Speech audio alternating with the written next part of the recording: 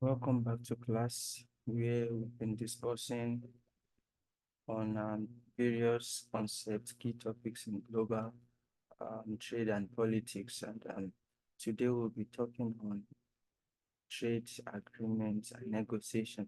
Trade agreements and negotiation. And trade agreement is actually a very important concept, a very important part of our international economic relationship.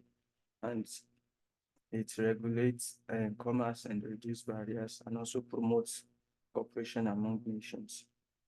In this module, we actually look at the meaning of trade agreements, two trade agreements, bilateral and multilateral trade, agreements rather.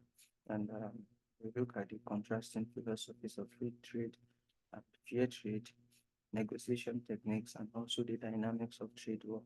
Having the understanding of this actually helps to know how countries navigate complex political and economic landscape to foster growth and stability in global trade. What is trade agreement? Trade agreement is a formal accord between two or more countries that outlines the rules and conditions for exchange of goods and services across their borders. As we know generally what agreement is, when we talk about agreement, it is a formal accord also between two or more people or between two or more countries, between two or more parties, in order to back up whatsoever they are undertaking. And for trade agreements now, it involves the rules and conditions for the exchange of the goods and services between these two or more countries. And this agreement aims to reduce or eliminate trade barriers such as tariff, quotas, and imports in restrictions. And also, it often includes provision of investment, intellectual property, and labor standard and dispute resolution mechanism.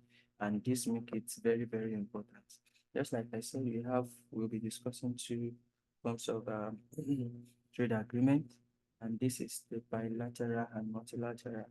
Bilateral trade agreement involves two countries and focus on tailored economic interests.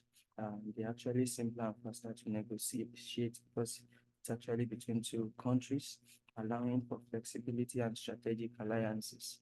An example of this is the USMC and Japan EU economic partnership. Yeah. So this is an example of bilateral trade. So it can be a trade agreement between maybe Nigeria now and Ghana, a trade agreement between maybe Nigeria and USA, and such like that. It's between two countries. What are the benefits of bilateral trade agreements? One, it's faster and simple due to few stakeholders. Also, it allows customized terms, protecting key industries or granting targeted market access.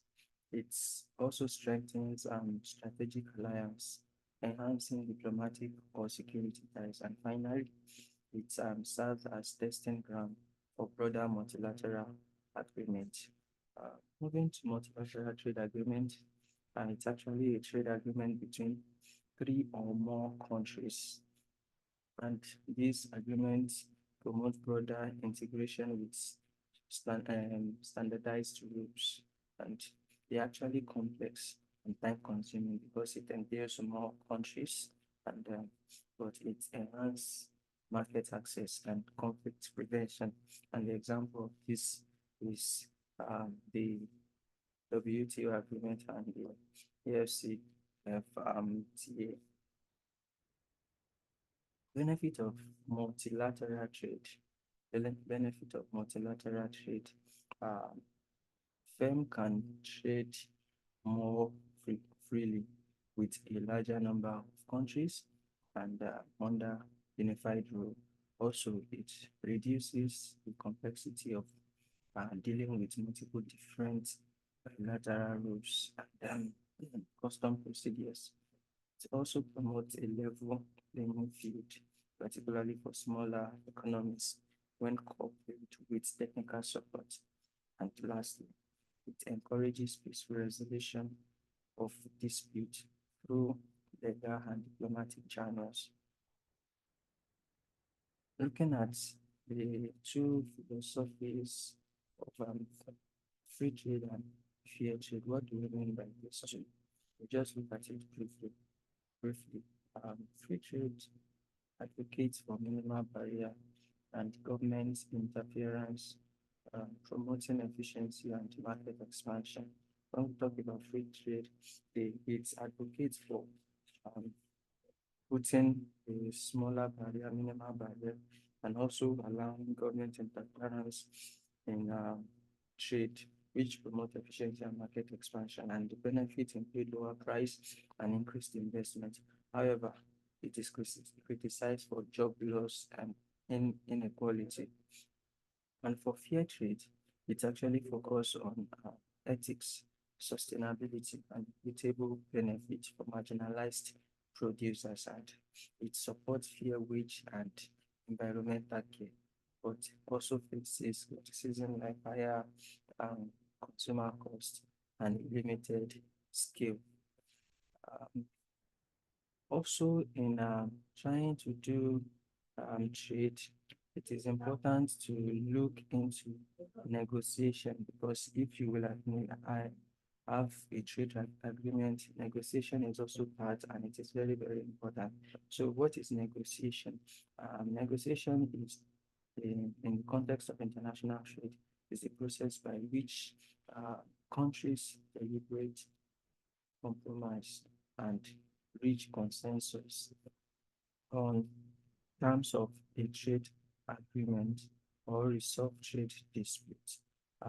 It involves strategic communication and diplomacy, where each party seeks to advance its national interests, such as protecting domestic um, industries or gaining access to foreign markets, while also striving to reach mutually acceptable outcome.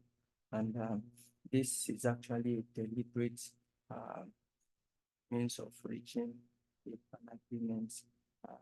And we have techniques, there are techniques of negotiation in our trade politics. And these are interest-based bargaining, uh, position-based bargaining, coalition uh, building, and issue linkage. Interest-based bargaining is a cooperative approach which seeks win-win outcome through shared interest and creative solutions. So it deals with interest, and it brings both parties into a win-win outcome.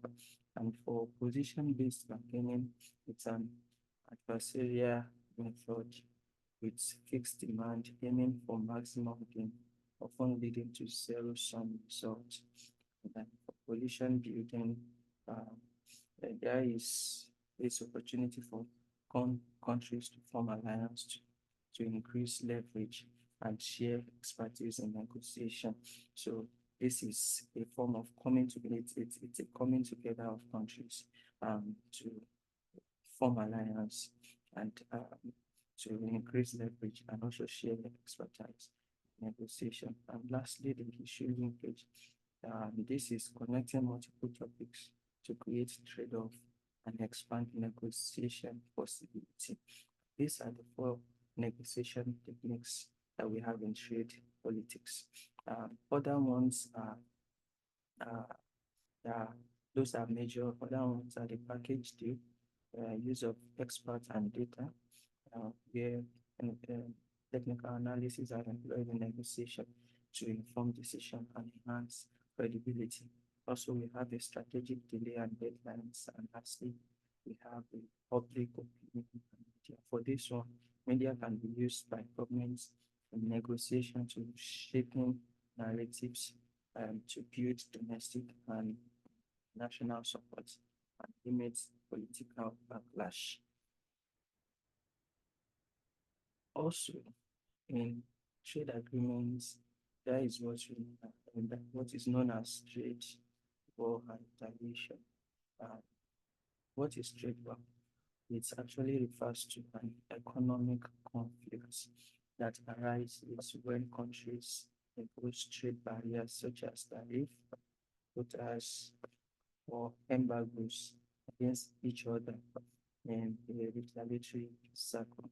And these conflicts are often triggered by perceived unfair trade practice, such as the likes of the protectionism, intellectual property theft, and a form of trade imbalance. What are the causes of trade war?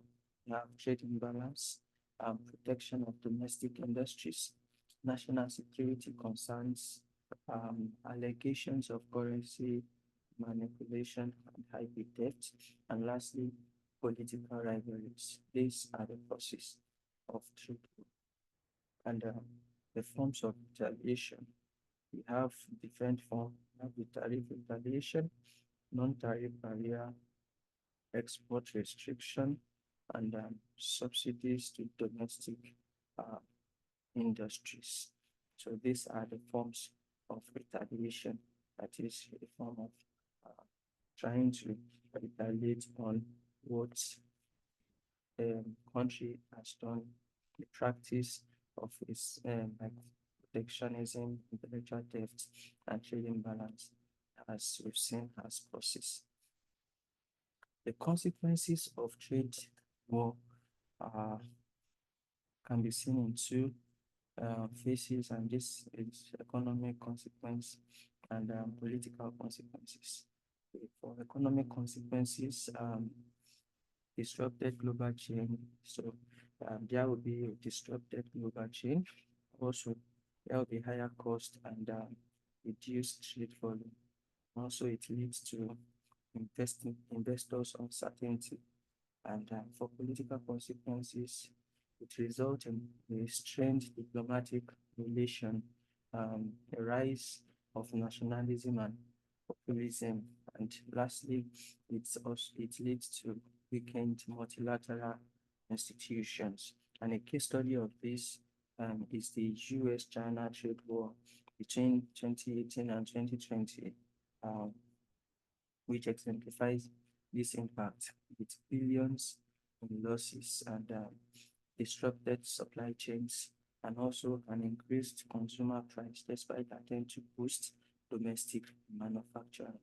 And that is why it is very important to have a better trade agreement that will balance both interests instead of just looking at one side interest. So it must balance both interests, and there should be global cooperation, as we've talked about. In conclusion, trade agreements and negotiation balance national interests with collective benefits. And bilateral trades deals with flexible deals offer flexibility, while multilateral framework promotes standardization and stability.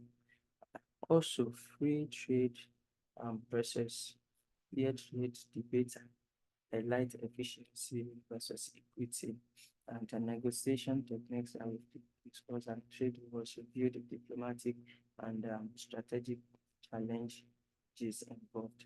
So future trade policy must foster inclusive growth.